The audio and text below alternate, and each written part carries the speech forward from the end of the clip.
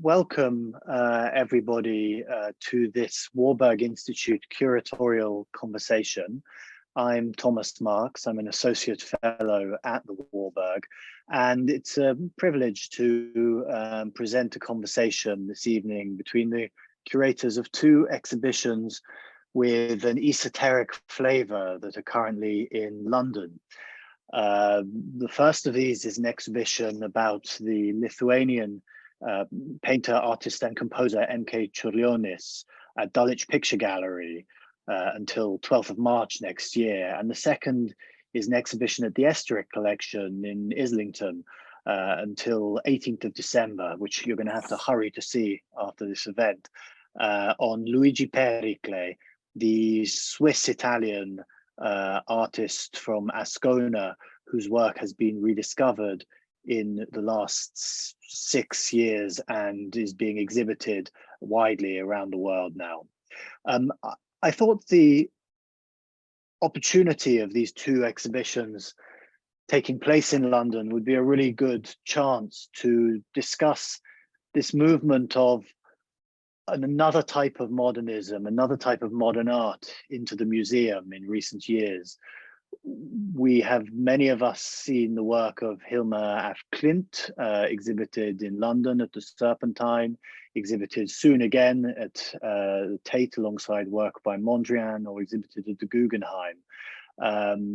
We have been struck by the fact that there is an alternative tradition of abstraction through Hilma af Klint's work. More people are taking note of the philosophic interests of artists such as Mondrian or Kandinsky. And it seemed an opportunity to delve further into this subject with two artists that at this point perhaps are still a little less well known than those big names of modern art. So we have with us this evening Kathleen Soriano, who is the curator of the Čiurlionis exhibition at Dulwich Picture Gallery.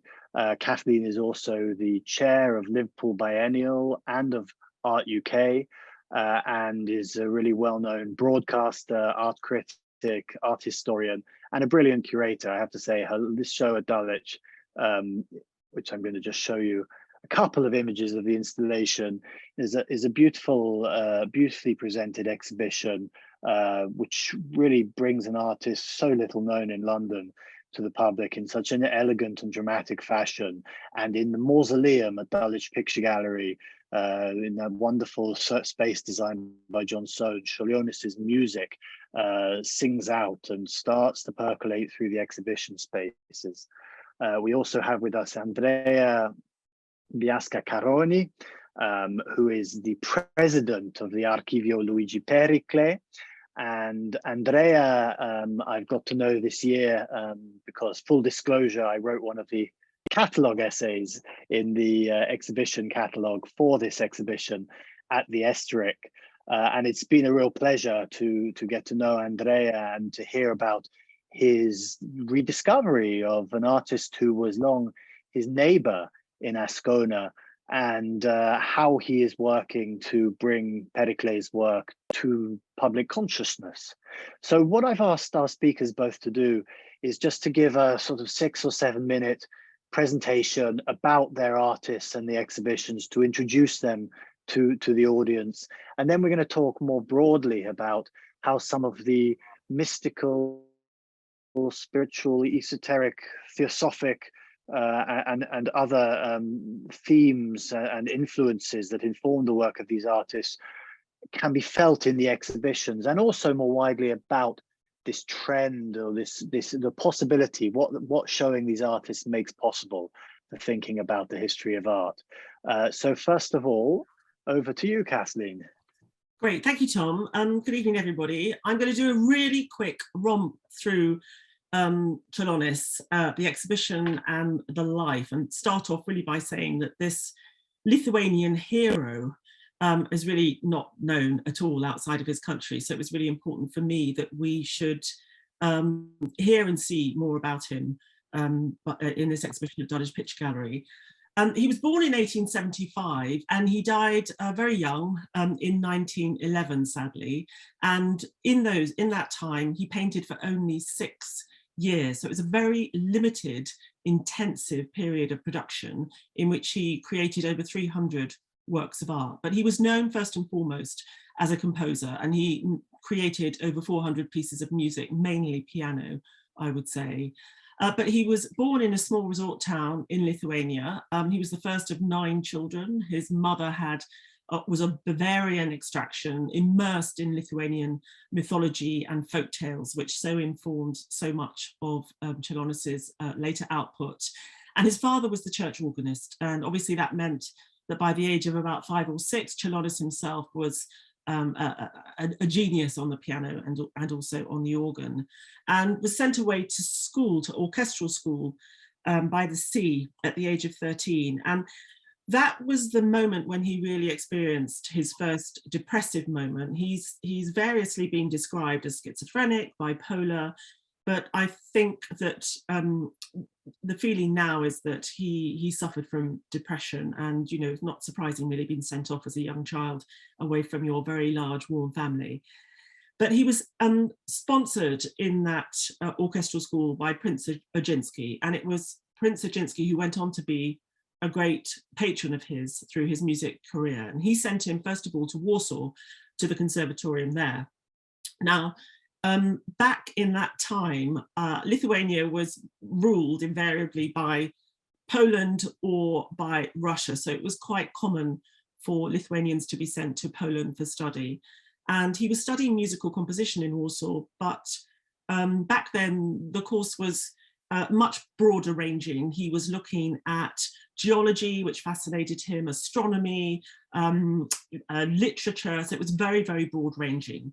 He also studied in Leipzig, but he wasn't quite so happy in Germany, didn't speak the language, and returned promptly to Warsaw. And just going back to that issue of Poland and Russia taking control of Lithuania at various points, Čiurlionis himself went on to become a staunch defender of Lithuanian independence, and in fact wanted to devote all of his art to a house of a nation that he hoped to build in Lithuania. And in effect, all of his work pretty much lives in one museum in Kaunas, which is the second city of Lithuania. Art, as I said, came much later in his life. Started in about 1904 and he painted till 1910. And he joined the Warsaw School of Drawing, first of all, and then moved to the School of Fine Arts, which was actually, the director was a man called Kazimierz Dąbrowski, who was a leading figure in the Theosophical Society in Poland, and actually was a founder of one of the first lodges in Poland. So even though Theosophy was downplayed as being of influence in Čiurlionis's work later in his life, the sense is that's very much something that came out of his Russian adoption, and of course religion being the opium of the people, and you know, not wanting to play it up. But he was clearly very exposed to theosophical thinking, regularly attended salons at Dąbrowski's house, in which he would have encountered some of the great minds in that area at the time. The early work he made was very, very highly coloured, sort of pastel, very mythologically based. And a lot of people talked, especially then and with the later work, about him having synesthesia, this idea of him thinking and hearing in colour and transferring that onto the paper, worked mainly on paper, not on canvas. And this idea of painting music is something that's very much associated with him, as it is with others like Whistler or Kandinsky. It was very much of the moment. And I'm showing you one of the very early works. It's a cycle of over 13 pictures where he wanted to record the beginning of the world, the creation of the world. And he said very clearly that this wasn't about the Bible story. It was another form of creation. And he moves in it from the macro to the micro, to the detail, to the sort of interplanetary, to the precision of flora and fauna. But you know, it's slightly naive in a way. When you look at that very first work on the left-hand side, you can just about make out the hand of God, and the phrase "stand Z" at the bottom means "let it be." And in the top left-hand corner, you have the triangle, the tricona, you know, Trinity, all that sort of loaded meaning as well. Next slide, Tom. Here we've got the detail on the flora and the fauna, but you can also pick out the sort of musical influence. In the central work, you'll see, for example, it's almost as if you can read it like a piece of manuscript, and occasionally it's as if the flower heads are trumpet stops or resonating or vibrating in some way with a sense of sound. The next slide, please. I mean, he was very influenced by the symbolists, obviously, at the time, who were very much interested in the idea of the dream world, the notion of the soul, the idea of the dead city. And he wasn't that widely traveled. He hadn't actually been to Paris, but he did go to Vienna, Munich, and Berlin, and was particularly taken with the work of one of my heroes, Berkelin, but also Klinger and Segantini. He talks a bit about how important the French were, but he doesn't really name names, but Redon, I think, must be an influence in his work. Here in the summer, he worked in cycles, often worked in triptychs, but often larger cycles. And there are many series that look at the seasons of the year. And I brought this one up particularly because I wanted to talk about his interest in the clouds. You'll see that that's on the right-hand side, there's a figure as if it's almost reclining on the mountaintop, cloud-like. And then in the central panel, the cypresses reaching up to the sky are almost again like a hand figure, which is replicated in the background behind him. Sorry, it's a very bad slide. And this is also speaking about Lithuanian mythology, where often you would have burial grounds or little chapels sitting at the top of hills.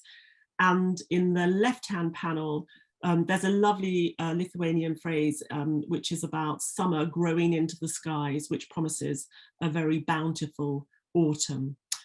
Next slide, Tom.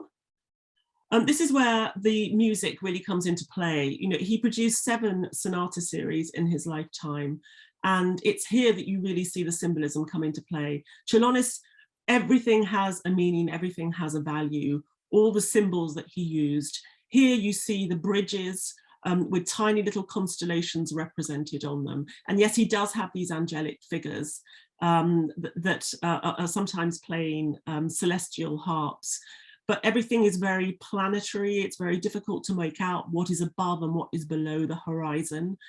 And it's very much about the connection between heaven and earth, the celestial and the earthly, God and man. But God is normally boxed up for Čiurlionis in this idea of this person called Rex, who you can just about make out with his arm raised in the top left-hand corner of Allegro, the slide on the left-hand side. Let's go to the next slide, Tom. Sonata of the Pyramids. I mean, for me, this really shows that he was thinking an awful lot about Eastern religions, other religions. He studied them. He was fascinated by the zodiac, did a whole series on them, and in fact started dating all his letters with the zodiac from about 1904. Very interested also in the cult of Prometheus, who also represents artists, that sort of sense of man bringing fire from the heavens down to man. And in this world, you see something in this series here, you see something that he often used, the presence of many, many suns that identify the peaks of the pyramids or any sort of spires or towers or mountains that he tends to depict. And this is always by way of a representation of where the earthly meets the heavenly. And as you can see in Allegro on the far left-hand side, there are a number of different horizons. Underneath the stepped bridge on the far left, you can see that there are clouds underneath it, more clouds and lightning, even though above it, you clearly have a landmass and the pyramids. And in the very bottom of the section, it's as if you've got a figure reclining or bending down in prayer, which you'll see enlarged slightly in andante in the middle work. Next one, please. This Rex on the right hand side is one of his larger works. He tended to work on a small scale that was mainly to do with economy. He struggled to make a living, often turned down roles that he was offered to do with choirs and orchestras to focus on his painting. But Rex is really the culmination of everything that was represented in his work. You have the revolution of all the worlds, the interplanetary, the presence of the moon and the sun. And I've dropped in the Flammarion engraving on the left-hand side, which he was very interested in, this French astronomer and philosopher of the 19th century. And in the Flammarion engraving itself, you see the man poking his head through the membrane of the world in which we live into the world beyond, sort of bringing the two things together.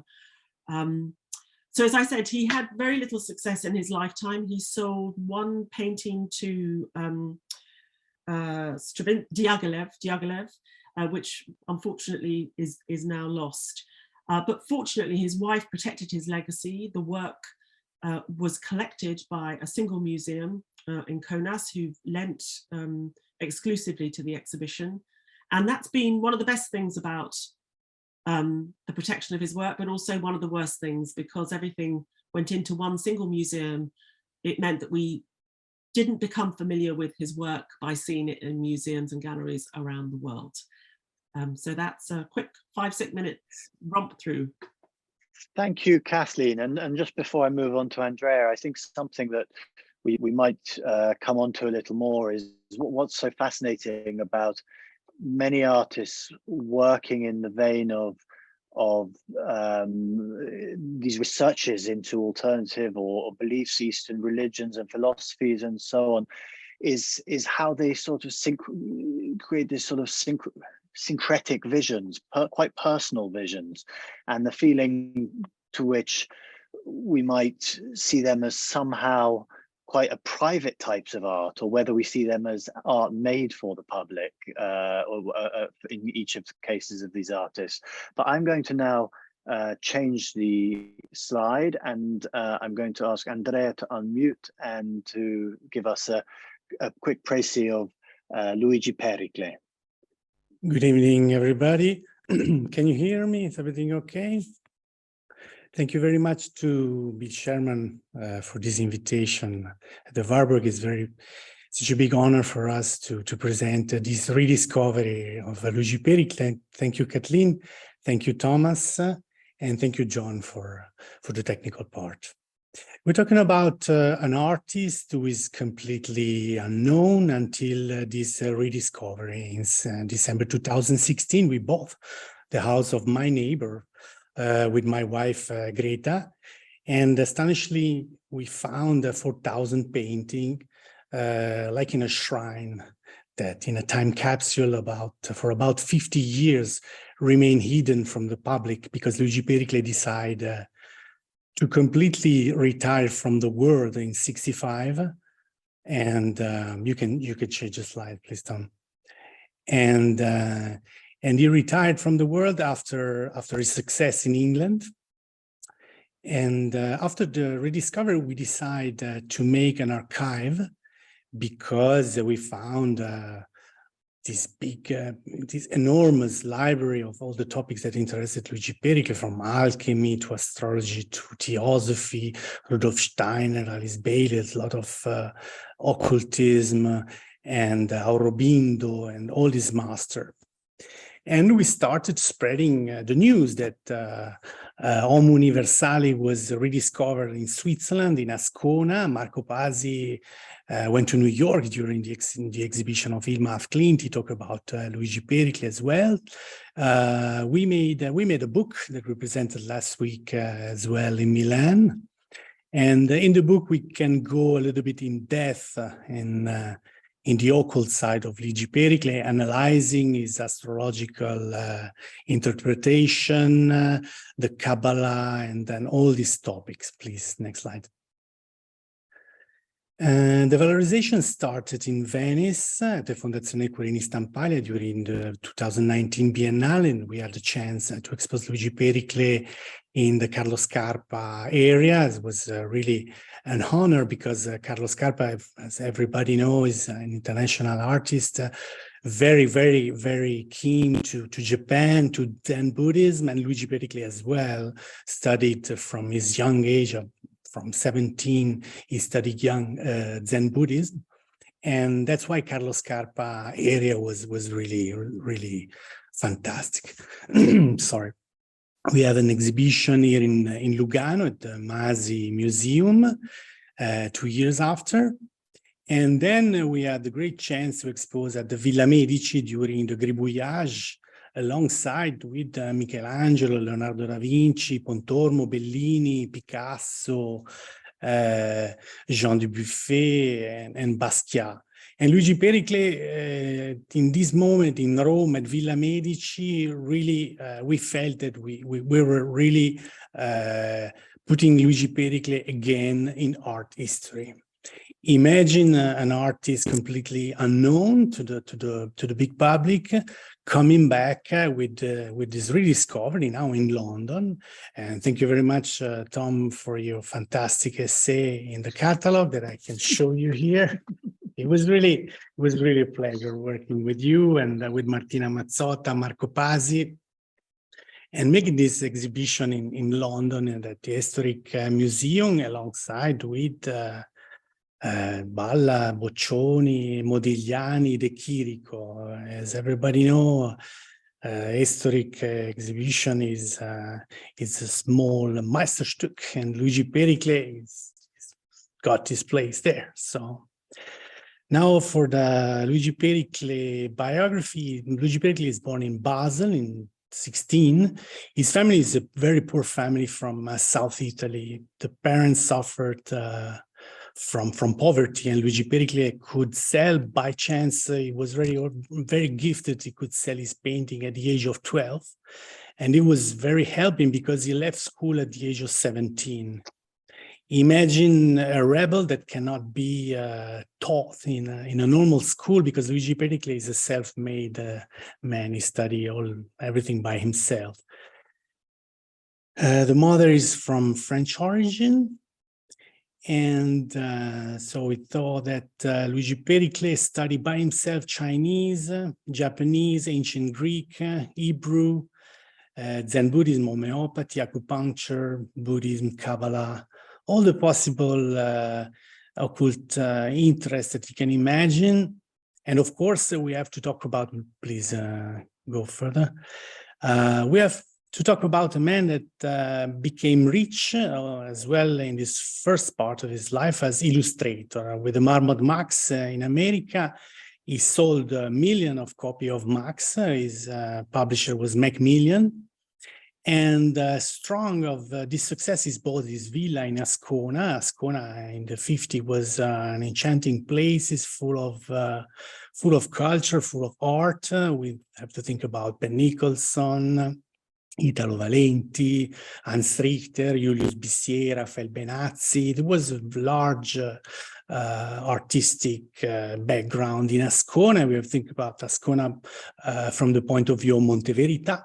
Monte Verità is a utopic colony of vegetarianism that in the beginning of the century spread the avant-garde thinking in dance, in the arts, in the vegetarian thinking, and also in harmony with nature. But with Luigi Pericle, when he arrived in Ascona, he's a rich man.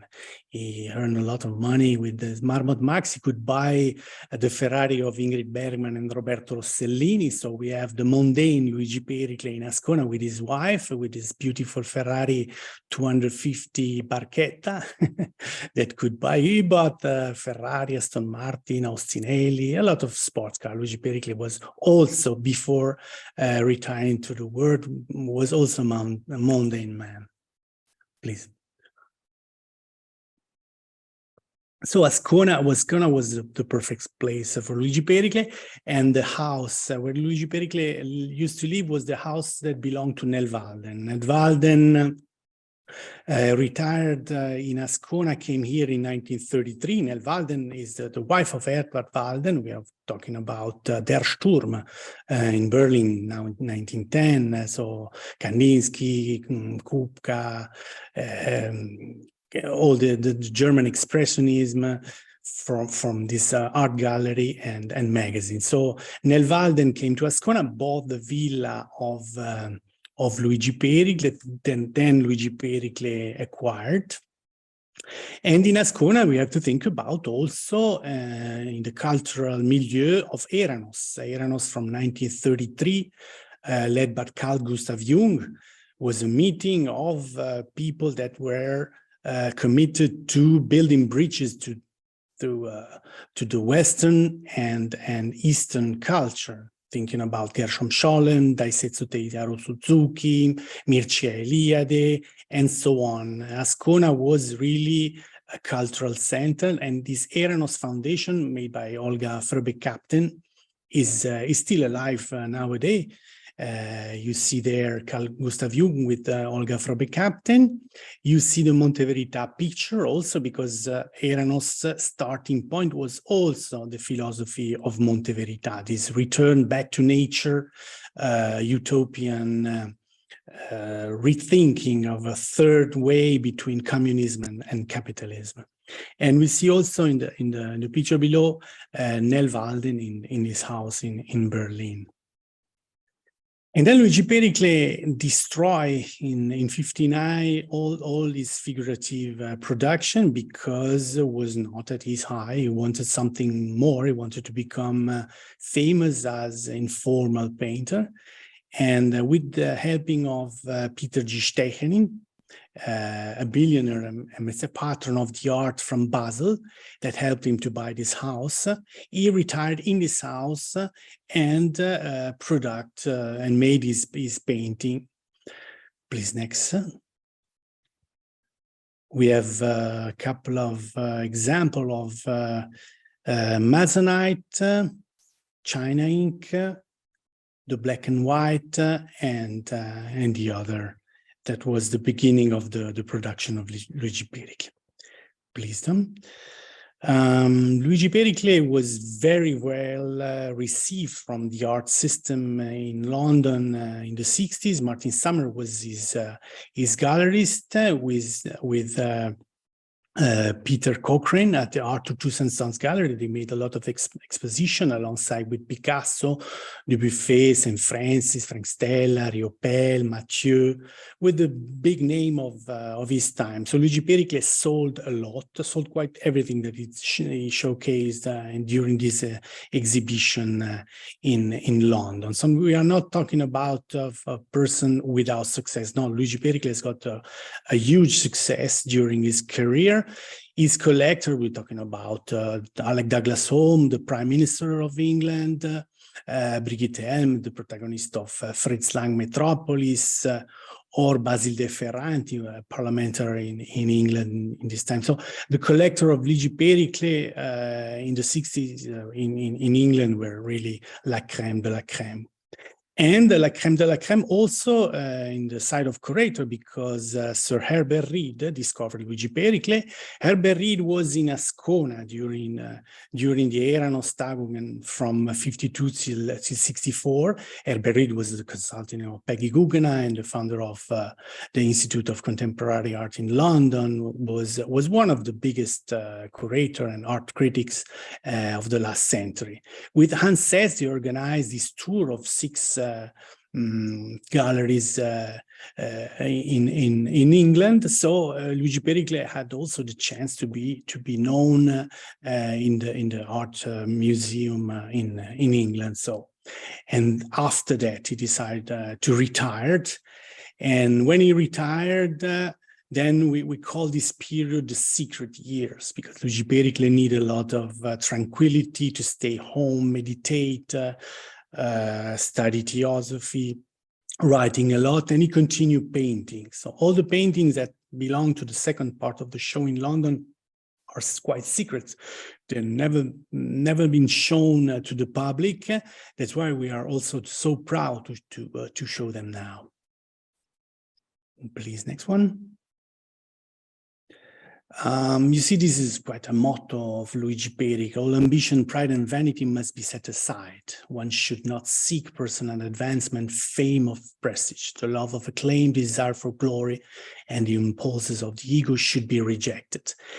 And this philosophy, of course, bring an artist to retire from the world, because Luigi Pericle was not interested anymore in mundane success. He was already rich. He's got a beautiful house in Ascona, a nice wife, a perfect and harmonious life.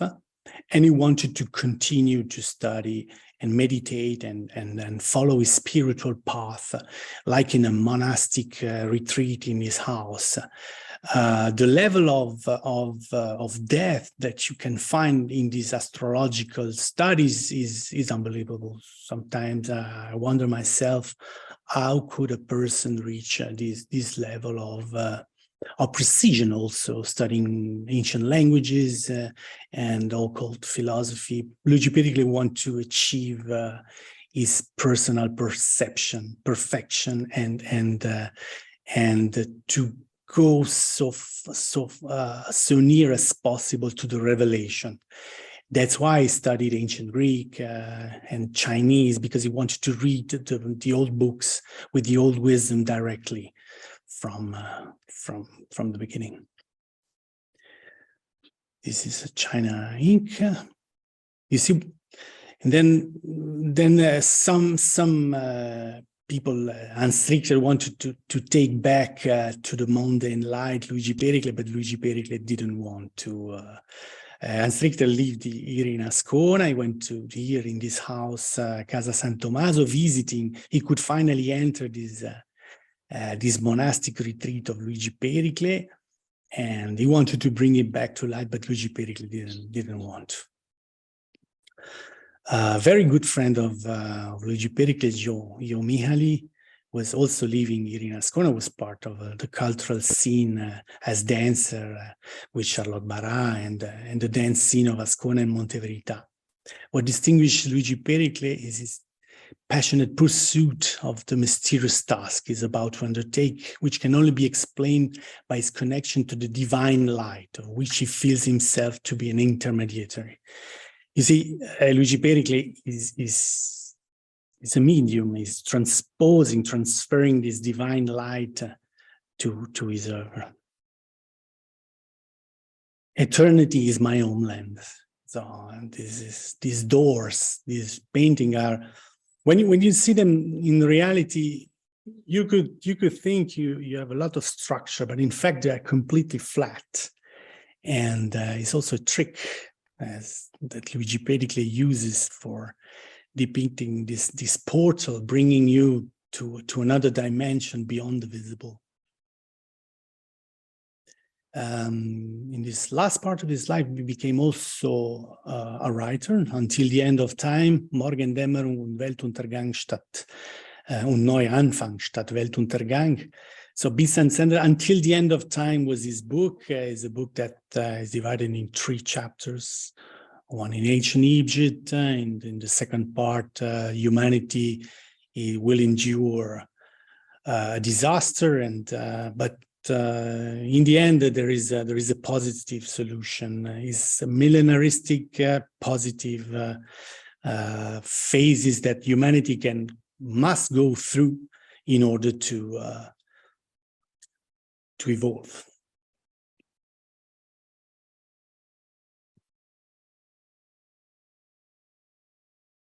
Yes, this is the philosophy of Luigi Pericle, compassionate love. When you reach such a spiritual level, it's difficult then to talk about what you do. And when you're in front of a painting of Luigi Pericle, there is an elevation, a spiritual elevation. All the positive values comes out: unity, brotherhood, nature, harmony with nature, and harmony between men and women, and this is the way that Luigi Pericle intended his life. This is maybe the last painting that was hanging on the wall in the house when we entered the house and we discovered this treasure, because Luigi Pericle used to hang his last painting on the wall. Andrea, thank you so much for this race through the life and work and belief systems of Pericle. I'm sure everyone agrees, a quite extraordinary figure and discovery. One of the things that I'm interested to talk about a little bit later is this sense in which an artist like Pericle thought actually his work was a possible means of communication with an audience, a vessel for the beliefs that he was espousing. But let me move back first to Kathleen and ask a question. And also, if I can say, if anybody is wishing to contribute questions later on in this conversation, please do either raise your hand or add them in the chat box, and I'll keep an eye on it.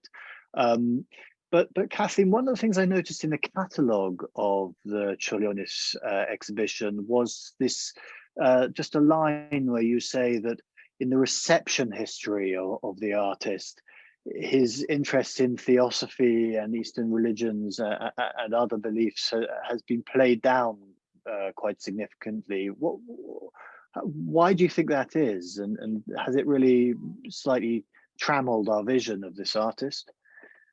I think it happened largely because Russia was in charge of Lithuania for a very long time, and anything that was remotely associated with religion wasn't favoured. So in order to protect the works and make sure they weren't destroyed or relegated, a sort of blander interpretation. So for example, there's there's a wonderful painting that he made towards the end of his life, which is called Angels, which is this one.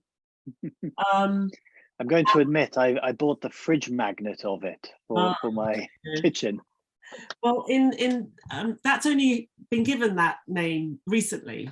Before that, it was called Butterflies.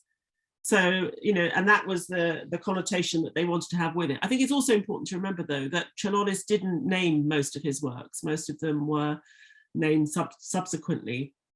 But your question about the underplaying of it, I think he was interested in the mythology and religion and his own engagement and thinking about it in making the work. I'm not sure that the work was there as a message to convey those beliefs. I think it was there to challenge people to think, to transport them, but also he was very keen that people be able to read his paintings. So I think figuration was really important to him. There's one triptych in particular, which is called Fairy Tale. And there's a story that a farmer saw it on show, I think it was in Moscow, and said that he immediately understood the story without any text. And that was really important to Čiurlionis, that anybody could look at his work and immediately understand it, that it wasn't alienating, and that the information in there was clear. But everything, like I said, has a meaning. Stars, constellations, bridges, you know, there's an iconography in a way. Well, it's interesting you say that, because there are types of secret knowledge, or at least associations, that come from specific researches and beliefs. So I note the importance of the colors and the sense in which his palette might be described possibly as a theosophical palette. The importance of blue to him, for instance. I mean, it's interesting that he has to research certain things, or he has to learn things, but your feeling is that his belief is they could nonetheless be read and transmitted without doing that work. Yes, yeah, I think so. But also don't forget, as you'll know, is that he was a great admirer of Goethe's colour theory as well. So in a more sort of practical way. And Goethe, you know, would talk about blue being a spiritual colour. And yeah, that's what I was going to say. Sorry. Andrea, I wonder if just you could say a little bit more, because we saw some of the images of, well, obviously, when we look at the Čiurlionis paintings, it's relatively straightforward, at least to define what the symbols might be. The sun, the stars, certain figures, certain astrological symbols in the zodiac paintings. But of course, in Pericle's work, as he moves, into abstraction. Prior to 1959, he's painting sometimes more figuratively. But Andrea, some of the types of symbol you might read into the abstractions, the forms of Luigi Pericle. Yes, of course, you have several way of interpretation.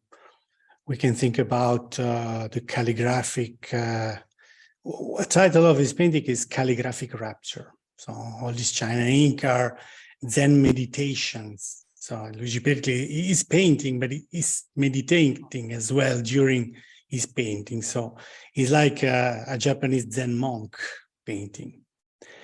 And then you can also analyze all the titles of the painting. For example, The Veil of Maya.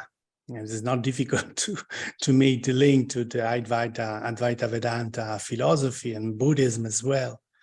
Or Creation Penetrating Inertia. It's not difficult to understand. He's thinking about the creation of the universe. Or another title could be also Der Hüter der Schwelle.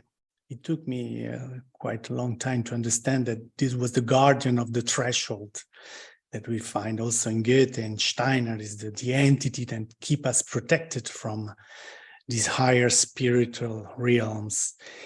And Beyond the Visible was the first title of our exhibition in Venice. Was also a term that Ansès used for describing the painting of Luigi Pericle. Luigi Pericle is transposing his higher vision in a way that influence our consciousness state. One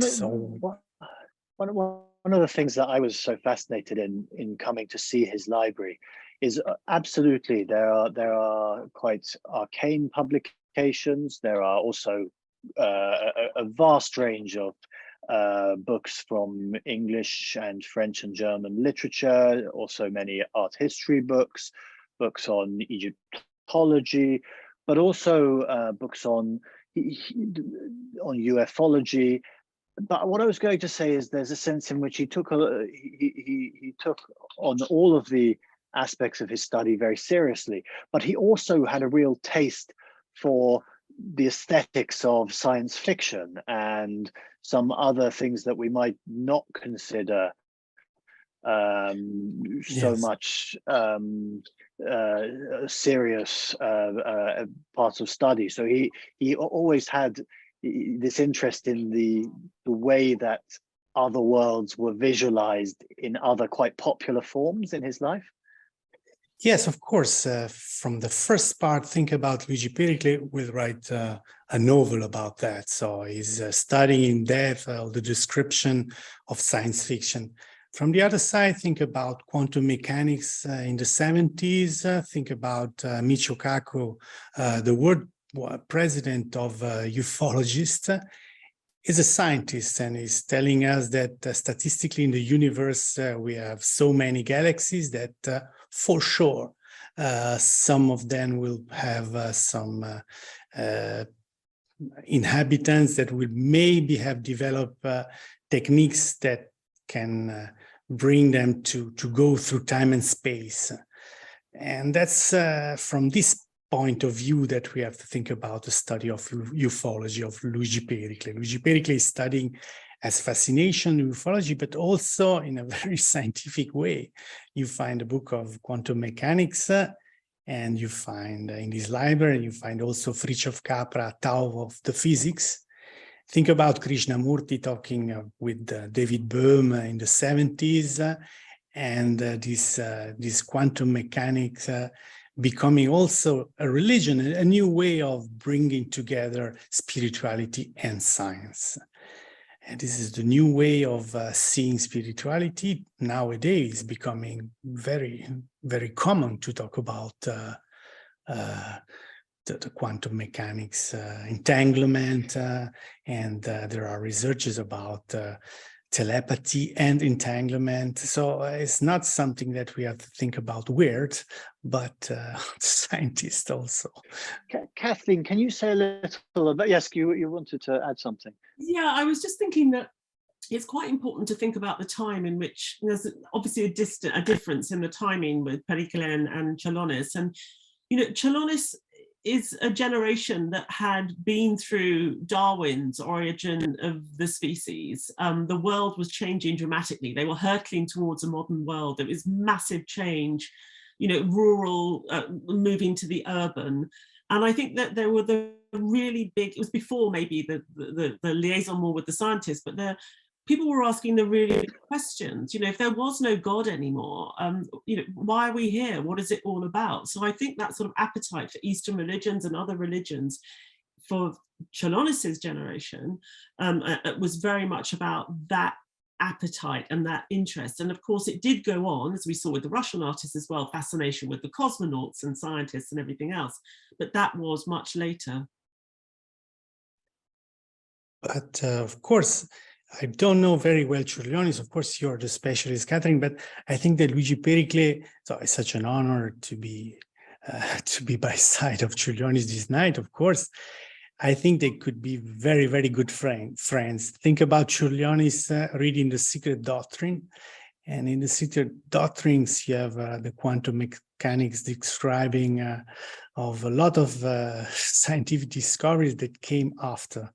So Čiurlionis was very, very well read in theosophy, and that's why it's also very actual nowadays.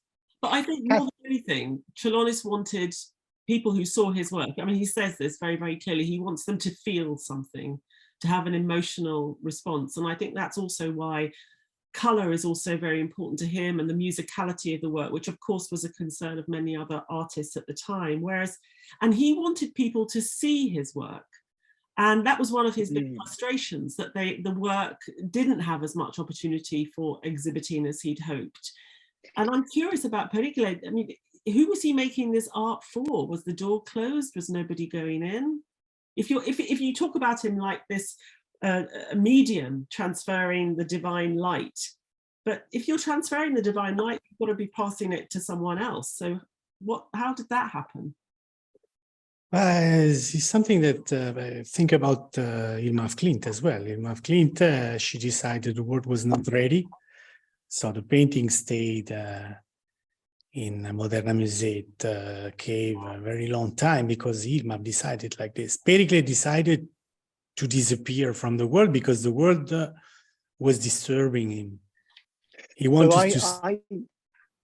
Sorry, Andrea, and now I'm going to butt in because in answer to Kathleen's question, there's sort of interesting this movement from when he's exhibited quite widely in London, and the reception of Pericle in London is such that some of the criticism, the serious reviews of his work, place his work very much in the context of art informel and a type of gestural abstraction. And it's perhaps for him, Herbert Reed and Hans Hesse specifically, who write about him in the context of artists who have, as it were, done that Flammarion thing and pierced that membrane or allowed us to see future worlds or other worlds. Hesse writes about this and compares him to Paul Klee, in fact, in a catalogue of the York Art Gallery exhibition. But for me, my theory at least is, although there may have been other things that contributed, that in some sense, the opportunity to exhibit was almost a testing out of how far his audience was ready for his painting. I think that's something that might have been in his head. And Andrea, you might agree or disagree that it was somehow a litmus test, his experience in 1960s in London. Yes, of course, the test was very good. The audience responded very well. He sold quite everything that he showed in London. The museum was full. The critics, quite all the critics responded but some critics could not access the spiritual interpretation of this painting. But this is nowadays also because we have critics that are not aware of theosophy, of anthroposophy, of the influence of spirituality in the arts. So this is something that we must correct nowadays too. Well, okay. So on that note, well, first of all, I want to recommend an exhibition to our audience if they are anywhere near London, because this week I went to see an exhibition called Creative Spirits at a place called the College of Psychic Studies in South Kensington. It's got work of 100 artists who either consider themselves mediums or were visionaries in other forms, and this is quite an extraordinary array from early spirit photography through to automatic drawing, precipitated art. It's really worth visiting that exhibition. I think it's only on for one more week, but I did want to move on just to think about this sense in which Andrea, I take your point that there is a whole intellectual world that might need to be communicated to audiences about this material. But I'm also interested just to ask this question about how far the contexts of the belief systems and the research of these two artists have been presented in these current exhibitions. Kathleen, was it something that you felt you could evoke or communicate, or you needed to write captions about the theosophical and other interests of Čiurlionis? I think it was to do with the interpretation, yes. I mean, one of the things I was very conscious of when making the exhibition was that Čiurlionis has a very sort of dramatic, exciting biography. You know, he died of pneumonia at a very young age, having only painted for 6 years. And I wanted to think about the art. I wanted to think about the art history and his contribution. So the storytelling that goes alongside the work does that work of explaining a little bit about theosophy. And obviously the catalogue goes into that in greater detail. Evoking spirituality in the exhibition itself, it's interesting. I mean, I always want to create mood, a sense of mood. And if you see the Čiurlionis works on display in Kaunas, in the museum, they're shown on beige. It's a very beige space. It's very beige. The spaces are very large. And in a way, it doesn't quite deliver the intensity because it's too grand. And I think his works need to be experienced in an intimate way, and the dark color makes it immersive, and maybe I subliminally sort of pick up on that need to create that intensity of feeling. So I was interested that you played the music in the exhibition. It does create, I mean, what surprised me as much as anything was on a Sunday afternoon in South London at Dulwich Picture Gallery, a museum that often has a lot of children in it in a good way. You know, it's a very accessible place. But in the Čiurlionis exhibition, everybody was completely hushed, and it had a sense of reverence, and people. It's very rare to feel that in an exhibition these days. I mean, have you seen that when you've been back to the show? Yeah, I have, and I think it's partly because there's a lot to absorb. I think there's a lot of information in nearly every work, so it does feel like a piece of study.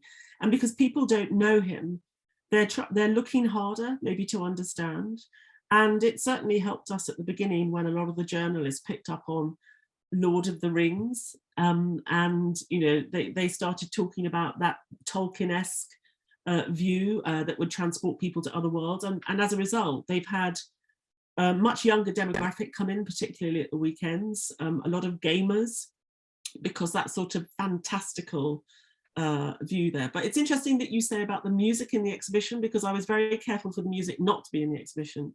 It's supposed to be in the mausoleum section, which, you know, as you know, is very otherworldly in itself. It's got this incredible light in it. I've used light in that space before with another artist for another exhibition I did a few years ago. And I did toy with the idea of having his music in the exhibition with the art right from the start. But I decided that it was asking the visitor to do two things at the same time, and that they needed to be proximate to each other, but not on top of each other. And I also did that partly in homage to the great Čiurlionis scholar who unfortunately died about 6 months before the exhibition opened, but was incredibly supportive and helped me understand him better. And he made it clear to me that they should always be separate. And Andrea, I mean, we know that later in his life, Pericle was ambivalent towards display because of his experiences in the 60s and his turn away from the art world. And he wrote quite extensively about it, even in a manifesto that he wrote, instructions for dealing with LP the painter, which was a certain degree a turning away from at least the marketization of art and the other ways of exhibiting. But in the exhibition at the Estorick, how have you sought to balance this biography, this story of rediscovery, but also some of that content of a flavor of the research that Pericle enacted? I think we prepare a short presentation about slides. Yes. I can show some more slides. Yeah, un attimo. In the first part, of course, you have still the mundane part of his life, and then when he decided to completely have a secluded life like a monk, he continued studying. So we tried to explain the way he lived in this vitrine, where you can find a study of Chinese, of astrology, of homeopathy, acupuncture, the meridian of the acupuncture, Ayurveda, and so on. Because Luigi Pericle was trying to find a syncretic way of analyzing all the reality, and also his entire way of evolving in a spiritual. Please, next one. So you have a lot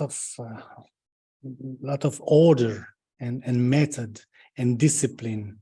We are not talking about an outsider. Luigi Pericle was a spiritual master. I always think as Luigi Pericle as my master because he changed my life twice. First time when I was a child, I was organizing terrible party with noisy dancing with my friend, and I asked the permission to Luigi Pericle to make noise. He said, "Okay, yes, but try to evolve, try to understand." And he said to me, "Go and study esoteric stuff," and that's what I did. Without knowing, because Luigi Pericle was talking to me about astrology to a child. I was also interested in astrology, but I was a child, so he was like my master. And then twice when we bought the house and we find this treasure. Please move to the next one. You see calligraphic rapture. He's studying all type of calligraphy, also the most cryptical and difficult to understand in all the different cultures. So sometimes in writing Greek, sometimes in writing Chinese, and so on. Because these symbols are the way to transfer the spiritual knowledge to disciples, actually, because we are becoming a small sect of the admirer of Luigi Pericle. We are becoming disciples, studying in his library and trying to understand the way Luigi Pericle saw the world. But even here, and I'll move it on to the next one in a minute, there's a feeling in his study of language that he has an omnivorousness. He's bringing in influences from all over the place. So I was fascinated to find books of British nonsense poetry, so Edward Lear and Lewis Carroll in his library, but then also his writings about, and particularly in his novel, not unpublished novel, a lot of thoughts about Joyce and Finnegan's Wake, and his feeling that in James Joyce's final work, that this extension of spoken English and a sort of sponging up of different languages. He writes somewhere in that novel that he feels it's the language of the future. It's somehow a visionary language, which I think is quite an unusual take on Joyce. Joyce was here in Ascona. I remember that a part of Odyssea was made here on the Brissago Island. So my feeling, my personal feeling, is that Luigi Pericle was analyzing all the initiate of all ages. And when you study his astrological analysis, you find that he's trying to find a common point in different incarnation in these initiates. This is my theory. Because sometimes when I read theosophy, I find that this guy then incarnate in another person 2,000 years after. And Luigi Pericle, if you look at his library, you see all these important initiates that made the universal literature, and so important souls that made history of our planet, analyzing them in an astrological way.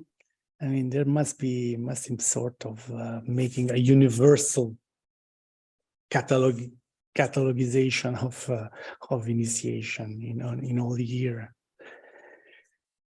You see, when you study meditation in depth from the Aurobindo, Auroville ashram, and Aurobindo was one of our great initiates that could teach meditation and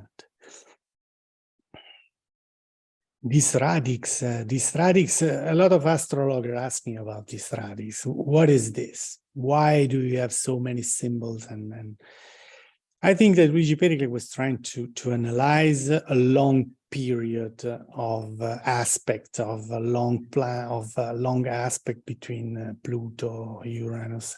Remember that Luigi Pericle's school of astrology is the evolutionary school of Uranic karmic astrology from Hamburg, and every aspect in his life as well is analyzed in an astrological way. And you show that quite a lot of this material. I mean, I think it's fascinating that you're showing it in these rooms at the Estorick. I'm not suggesting that it makes Pericle an outsider, but it's a good way of saying this is not just modern art as the modern art upstairs, like Severini or Balla or something like this. You contextualize, and the other flip side of that is that in similar vitrines, you're also showing the drawings of Max the Marmot, and this feeling in which there's a continuity between his interest, for instance, in lines and shade, and which leads on, I think, anyway, into his calligraphic work. I don't think that his work as a illustrator or cartoonist is completely distinctive and dissociated from his other way of thinking and making art. No, of course not, because Max the Marmot is very hilarious. It's got a lot of humor, and it's fun, and it's also part of the spiritual life. Is having fun. We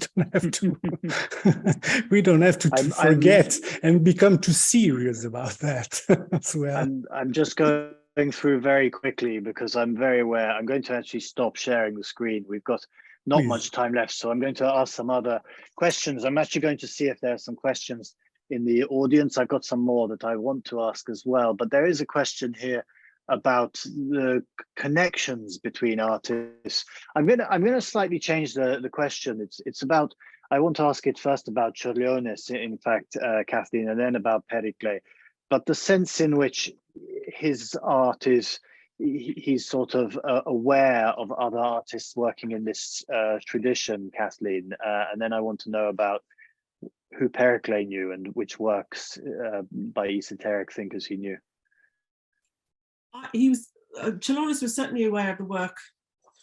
I suppose the closest you'd get would be someone like Čiurlionis, like Kandinsky, Whistler, Berkeley, and as I say, Rudolph. But I think beyond that, not so much in those circles. He's very much part of the Russian group of artists. He spent some time in St. Petersburg, where he was accepted into the guild, effectively. This point you make in the exhibition about Kandinsky having a this friction in the reception history of these artists, or slight ruffle, where to some degree, obviously now we think of Hilma af Klint as well as one of the pioneers of abstraction from a particular perspective, but that actually Kandinsky knew Čiurlionis's work rather than necessarily the other way around. Yes, Kandinsky did note, and he invited Čiurlionis to take part in this exhibition in 1911, I think it was, in Munich. It was an exhibition he was curating. Unfortunately, the invitation arrived too late for Čiurlionis. But famously, Alexis Rannet, an art critic, I think it was in 1949, he posited very much that Čiurlionis was making abstract art at least 7 or 8 years before Kandinsky. And certainly Kandinsky was also painting music, so there were lots of similarities. But Mrs. Kandinsky refuted that and said that Kandinsky didn't know Čiurlionis's work, had never seen it, and it was absolute nonsense. I mean, I think the truth of the matter is probably that abstraction was in the air. It was happening in many different places at different times, as we know from the artists that we've already witnessed. And I do think, just going back to language and searching, I think these artists were all looking for new explanations of why we're here. They were looking for new ways of depicting that, new ways of making people feel stuff, and so I think that moved everyone towards that. Can I ask a question of Andrea, actually, because I'm... Please, Kathleen. Of course. I mean, you mentioned at the beginning, sorry, but before that, I wanted to say, I think there's something really interesting about the idea of the artist as scholar. I worked a lot with Anselm Kiefer, who I would call a scholar. He studies, he sits down every day, reads, analyzes. I would not call Čiurlionis a scholar. And it may be, he died at the age of 35. He might have gone on to take that on board, but in the lifetime in which he was producing, I wouldn't call him a scholar. But my slightly facile question to you, Andrea, is you mentioned that he kept one figurative work. He kept one. I mean, what was it of? It was a simple natura morta with some peaches and nothing special. So why did he keep that one? Do you know? Well, because he destroyed quite everything, and this was photographed here in his house. It was just a souvenir of a period that he wanted to forget, because figuration was not enough for him. This period was not enough for him. He wanted something else. He wanted to move forward, and Peter Stechen, his patron, when they became friends, he gave him this house and he said, okay, stay quiet in this house in exchange of 100 paintings that you're going to paint. And from then on, Luigi Pericle started his career. And Andrea, there is this question, which was to you, in fact, in the first instance, whether Pericle knew about works whose artists whose practice related to spirituality before him, like Emma Kunz, who was also living in Switzerland. We know he'd been informed, of course, about Mark Toby when Toby was in Basel. And in fact, Anita Bruckner, when she reviewed Pericle's exhibition in London in 1962, I think, the first one she reviews, she compares Pericle and Toby from the off. But did you have a sense of whether Pericle knows other artists working in Europe in this tradition?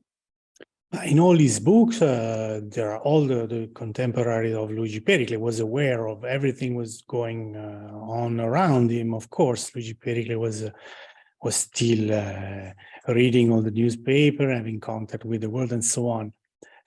There is something that we have to add too, that Luigi Pericle said to me when I was visiting him, that he was going out of his house without leaving his body.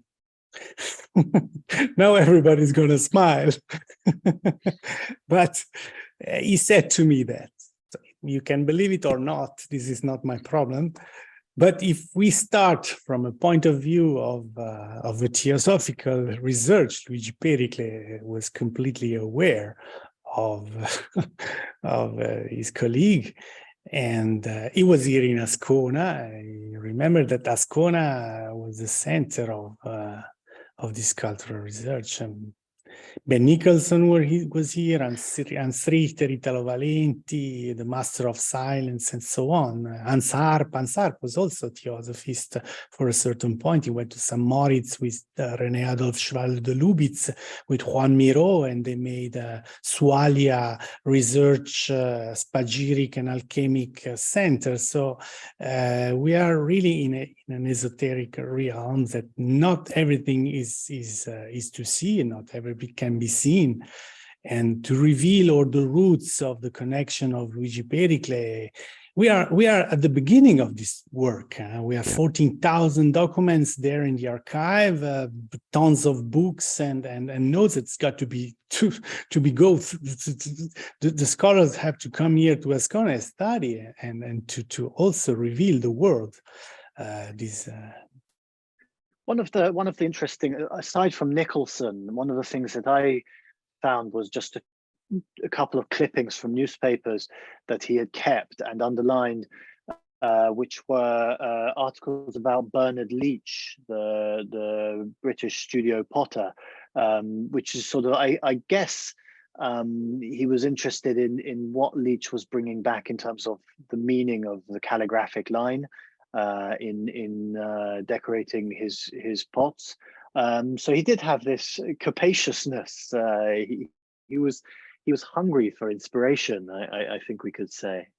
I'm just seeing these questions. There's a question about Kathleen here for you about first of all, Andrea, a question about whether Pericle and lighting, whether his works, how you light them best, and if this is also the light that is within them. I mean, that's very interesting because of the way he put on multiple glazes, that they create almost something that feels like these works radiate.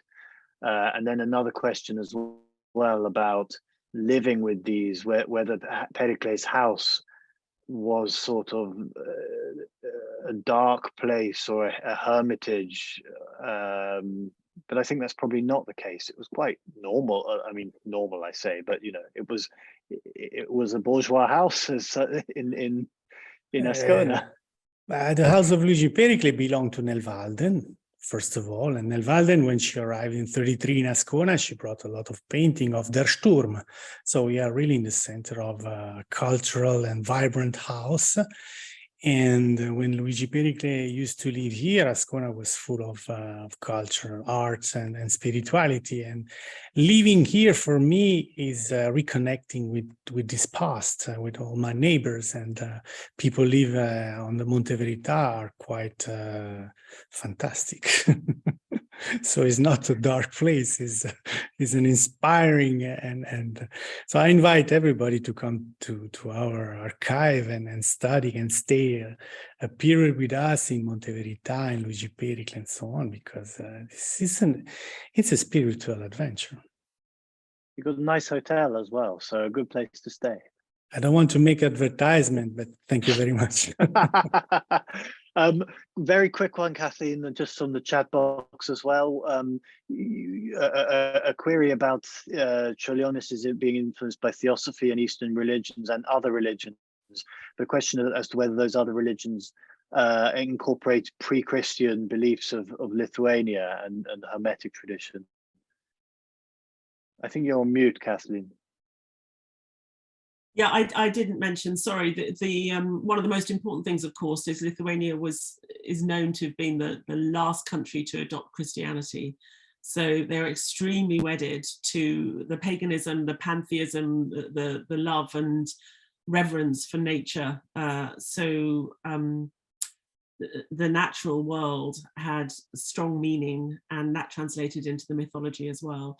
And Christianity was sort of adopted begrudgingly in places, and a lot of the pagan representations sort of infiltrated the way in which the Christian iconography was used. So yeah, for sure, absolutely. Sorry, I forgot to mention that.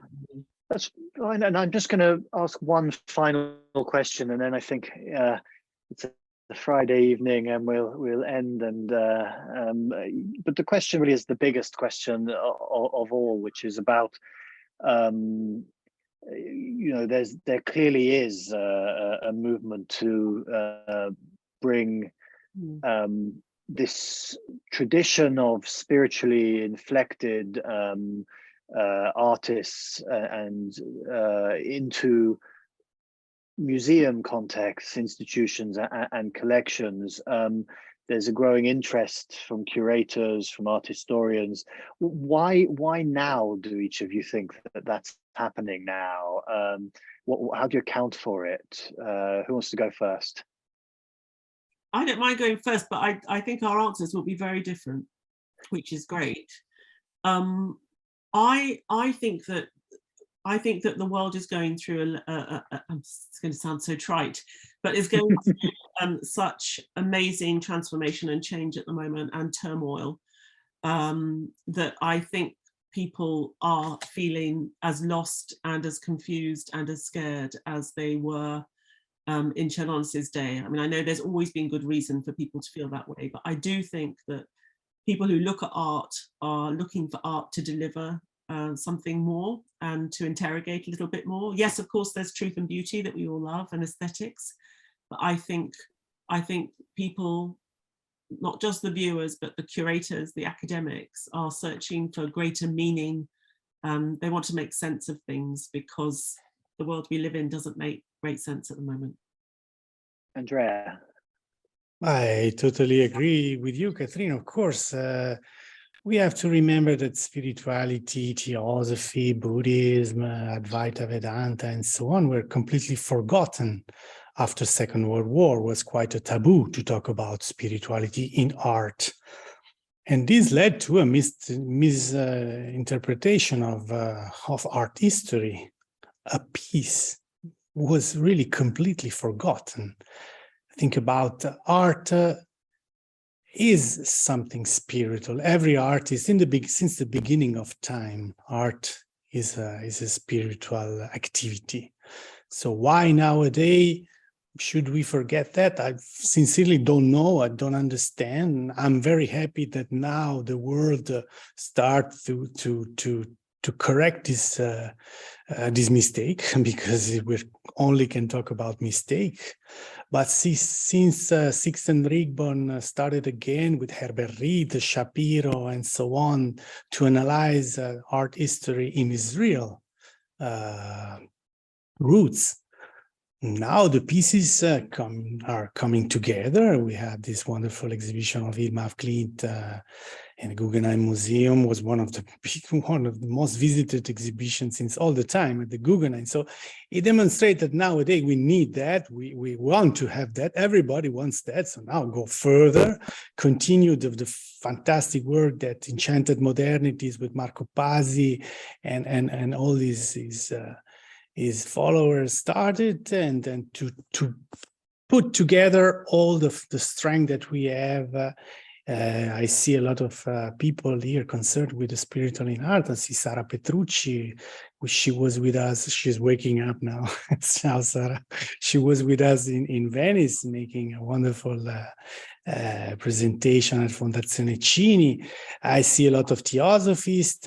This Warburg presentation was also in the newsletter of the Theosophical Society last week. So the Theosophical Society is behind us, supporting all these scholars studying the spiritual in art. And this is my real wish that Luigi Pericle will have his academy. Also, people come here in Ascona, study the spiritual in art, as well in Amsterdam, in London, in Munich, in Los Angeles, and everywhere. People are aware of that. Bring this new wave of studying art history. Tom, yes, Kathleen. Why do you think it's of interest at the moment? You just ruined my closing point, Kathleen, because I was going to come back to the Warburg Institute and A.B. Warburg's library, and it really is. I mean, I think there are two things. Structurally, there is also fundamentally a point that. For instance, there are many artists working in this vein who are women artists, and I think there's a great opportunity for institutions to find opportunities to exhibit an alternative tradition of modern art that actually challenges the established narrative of quite secular abstraction, for instance. And you see a lot of that. It's not just Hilma af Klint, but you see that certainly if you go to this exhibition in South Kensington at the moment. But more specifically, I agree with both of you that in A.B. Warburg's library that he brought from Hamburg, the world was divided into 4 categories, into word, image, action, and orientation. And under orientation were grouped all religions and beliefs, and magic and alchemy. I think that sense in which these are artists who were trying to seek types of orientation within the world and beyond the world as they saw it is clearly something that chimes with contemporary audiences today. So on that note, I am going to thank the Warburg Institute for hosting us this evening. I'm going to thank Kathleen Soriano and Andrea Biasca-Caroni. You have, if you're in London, until the 18th of December to see Luigi Pericle, A Rediscovery, and you have until the 12th of March to see M.K. Čiurlionis Between Worlds. Is that correct, Kathleen, title? Thank you to our audience for coming this evening. Good night, good evening. Thank you very much, Tom. Thank you, Kathleen. Bye. Thank you to Warburg. It was really a pleasure, really, for this occasion. I'm so happy. Thank you very much.